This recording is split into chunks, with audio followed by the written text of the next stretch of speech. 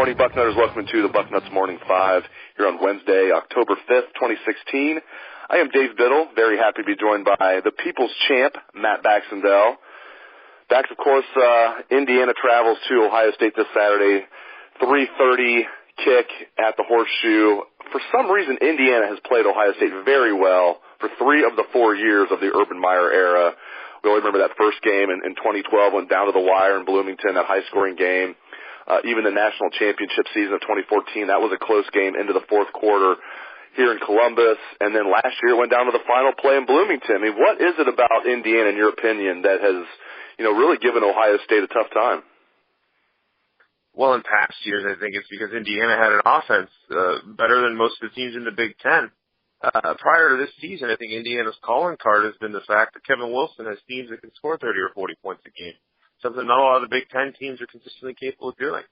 That, I think, more than anything, sort of contributed to that fact. I think Kevin Wilson is a pretty decent coach, too. He's at a program that historically has kind of stunk, and you're sort of seeing them start to get their feet underneath them a little bit. Made a bowl game last year. In fact, kind of got screwed out of a win in the bowl game last year. And now this year, they look like they're a team that could make yet another bowl game. And in Indiana, if you're winning 7 games in a season, that's a major accomplishment. So I think just the way that their offense has ran in the past has been a real big benefit for them in competing with a school like Ohio State. I will say this, though. I think this is a much better Indiana team than we've maybe seen in most years from Kevin Wilson. I think the defense is vastly improved. But I don't necessarily know that their offense is as dangerous as it's been in some of these past years. Their defense is much improved. I think they had a bunch of guys starting last year that shouldn't have been starting, but those guys are now back, as returning starters and look the part. So, they're still not good defensively, but they're not atrocious like they have been. So maybe people were shocked to see that score of them beating Michigan State last week. I think it's 2 parts. I think it's Michigan State being not nearly as good as people thought, but Indiana being better than people thought. So we'll see what happens this Saturday. I do find this interesting. The spread opened at 31 points. Ohio State, of course, favored by 31, is now dropped to 29. I will say when that spread first came out, I thought, wow, that's a little high, but I think I've said that with every spread that's come out this year. I said, wow, that's going to be tough to cover, whatever it was against Rutgers, and they blow right past that. I think it was like 39 points. They were favored by Rutgers. Just your comment on the spread opening at 31 and now dropping to 29. Obviously, the money is going toward Indiana so far. Yeah, the folks in Vegas must have been reading the bucket last week, because I said Ohio State by 32, which still puts us as covering, but I think the reason that number moved is a lot of people have looked at exactly what you talked about a few minutes ago, which is how close the series has been with Urban Meyer and Kevin Wilson over the last 4 years. Only one of these games in the last 4 years has been a blowout, and that being in 2013 in the snow. So I think this is – look, here's the thing. When you see these big numbers, you expect eventually Ohio State's supposed to have a quote-unquote down week. Eventually they're going to have one of those weeks where they struggle with an opponent.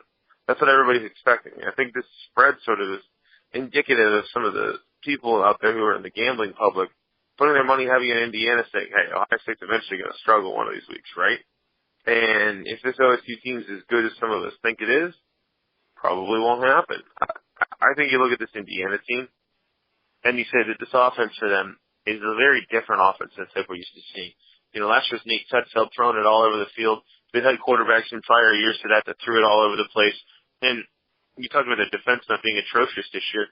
Indiana's defense in the past has been so bad where they would be the top 3 scoring teams in the Big Ten. They'd score 35, 36 points a game. Only Ohio State would outscore them. And they'd still go 5-7 because their defense is giving up 6 touchdowns a game. Indiana's defense has been literally the worst defense in the country among the Power 5 teams for multiple years in a row. So them developing a defense is not an unimportant thing. I think if Indiana's team that we've seen so far continues playing the way that they do, they're going to win 7 games in a good Big Ten this year. So that number, I think, is representative of the fact that I think a lot of people think Indiana is better than they've been in past years. And they're expecting a young OSU team to sort of have a down week. Maybe they're looking ahead to Wisconsin. But I'd like to thank the Hoosiers for knocking off the Spartans. There's no way this team's going to overlook Indiana now. Exactly. Michigan State to Ohio State, a big favor there. If Ohio State had any trouble getting up for this game, they won't now, knowing that really Ohio State's menace since Urban Meyer's been in Columbus. Michigan State, was beaten last week by this Indiana team. And we were talking about Indiana's defense being much improved. For those out there that are wondering how much improved, Indiana's ranked 51st in the country in total defense. So usually when I look up Indiana's defensive stats, I have to go into the triple digits. Not this year, 51st in the country defensively. So again, not a good defense, but way better, exponentially better than they have been. And they're ranked 22nd in the country in total offense. So maybe not the top 15 offense we've seen in the past, but still a very good offense. Ohio State's numbers are just off the charts. I love talking about Ohio State's numbers. If people haven't heard this, check this out. Ohio State, number 3 in the country in total defense, number 4 in the country in total offense. I mean, that's just balanced at a high level. So the Buckeyes putting up incredible stats. And speaking of putting up incredible stats backs, JT Barrett continues to mount unbelievable numbers. He is now, the second favorite to win the Heisman. You have Lamar Jackson as the favorite. Right now JT Barrett has the second best odds to win the Heisman Trophy. I'll just throw it out there. Do you think, yes or no, do you think he will win the Heisman Trophy this year? Put a gun to my head, I'd say no, because I don't see Lamar Jackson slowing down against a schedule that he's on the downslope against. The two best defenses that he was going to face all year, we thought, were Florida State and Clemson. He's already gotten past those guys, and he's still the favorite. I mean, the way he played against Clemson in defeat, you can't take it away from the guy.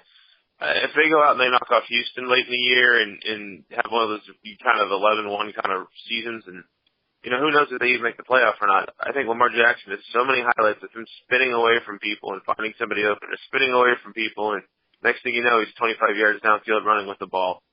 It's going to be hard pressed for JT to jump him. I think JT goes to New York. I think JT is a finalist.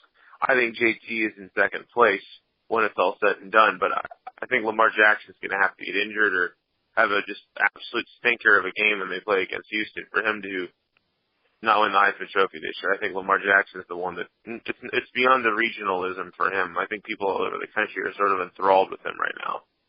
I agree with you. I think JT will be a finalist, and I think there's a chance he'll win it, but I think unless Lamar Jackson gets hurt, I think he will win it. But just JT getting to go to New York as a finalist will be cool. He finished 5th for the Heisman 2 years ago, didn't get a chance to go to New York, had the broken ankle, and I don't think he was even invited, even despite the broken ankle, but just getting a chance to go will be cool. We'll see if he can actually win it. That would be immensely cool. One other thing, too, in the Heisman I think is important to mention is that JT's going to suffer from the perception that, dude, he's at Ohio State. A lot of quarterbacks put up good numbers at Ohio State. Compared to Lamar Jackson, where you look at their team and you go, dude, if Louis doesn't have Lamar Jackson, they win 7 games.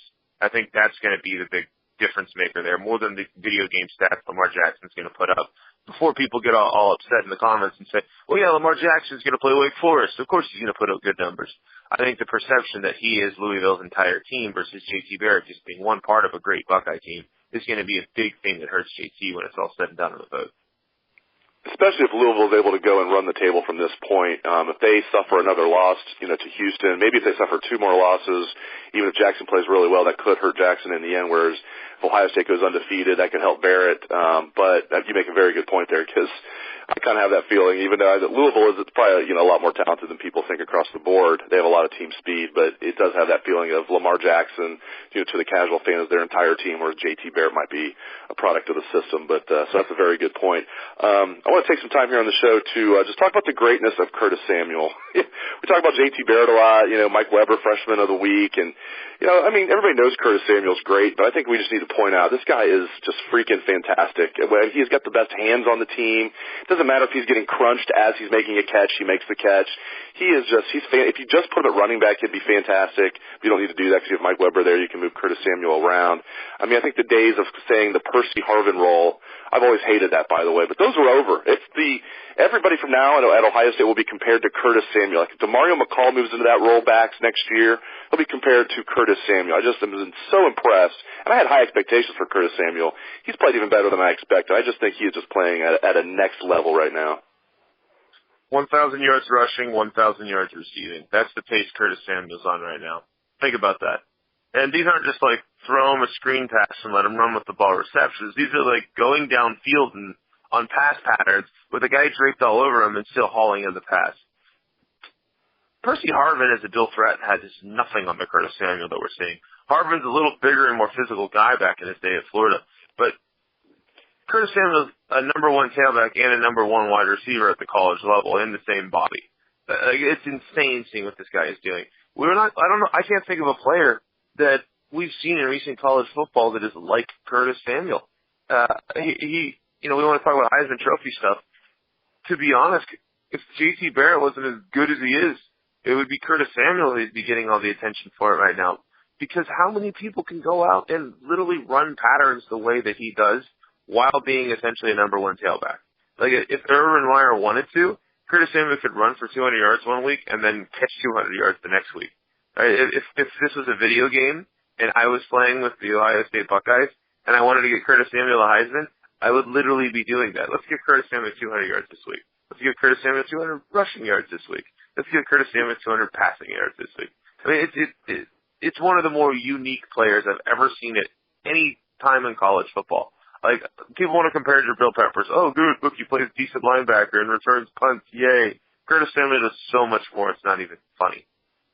Before I let you go, is the biggest concern for this team, in your opinion, maybe the ability to throw the deep ball? We've seen JT do it in the past. We saw him do it against Michigan State 2 years ago when they stacked the box. He torched them, so he's shown the ability to do it. But is that a concern, Ohio State's ability to throw the deep ball? Because it's not just JT, it's got to be pass protection. You have to have a receiver that can get deep like Devin Smith could 2 years ago. Is throwing the deep ball a concern of yours, Bax?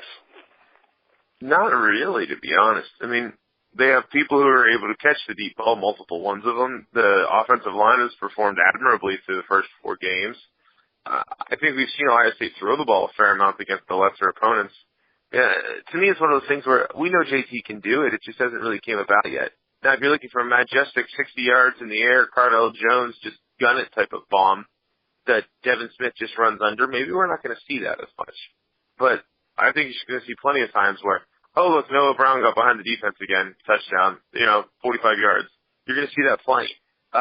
When it comes to concerns in this team, man, it's hard to find one. I mean, we could talk about maybe that we're concerned about the passing game because, let's face it, right now Ohio State hasn't really faced a lot of third and longs this season. When they haven't really completed a super high percentage of those passes. But they also have barely been in third and long all season. So essentially, if we're concerned about the deep ball, and being able to complete on third and long, we're also essentially saying, we're concerned about something that hasn't really happened because nobody's been able to stop the running game. So, when you look at the concerns about teams for this season, I mean, I suppose we could always throw the old cliche, look, this team is young concern out there, but I don't really subscribe to that anymore because they're too darn talented. I think the biggest concern I have with this season, if you told me Ohio State didn't win the national championship this year, the reason I would assume what would happen was that eventually some of these lower injuries that we're consistently seeing all these guys who are sitting out time right now, KJ Hill, Tracy Sprinkle's out for the year. You've got Corey Smith who hasn't been able to catch a pass with a broken hand. You've got guys who have been injured. We haven't talked about Malcolm Pridgeon, but who the heck is going to come on the field if they have an injury to the offensive line right now? Injuries is the biggest concern to this season because the depth right now is a big question mark at a lot of positions. I think that's the one weakness for Ohio State is that we don't really know what the twos can do as well as we would like right now. But things like the deep ball or any of that sort of things. At this point, I'm really not worried about anything we're seeing on the field performance-wise from the Buckeyes, because right now they've probably been the best team in the country through the first 5 weeks of the season. Excellent stuff, as always, from the People's Champ, Matt Baxendell. You can catch his column every Sunday, The Bucket. Thanks again to Bax, and thanks to all the listeners out there for tuning into the show. I appreciate it. Hope you all have a great day. Let's hear some Buckeye swag, best damn band in the land.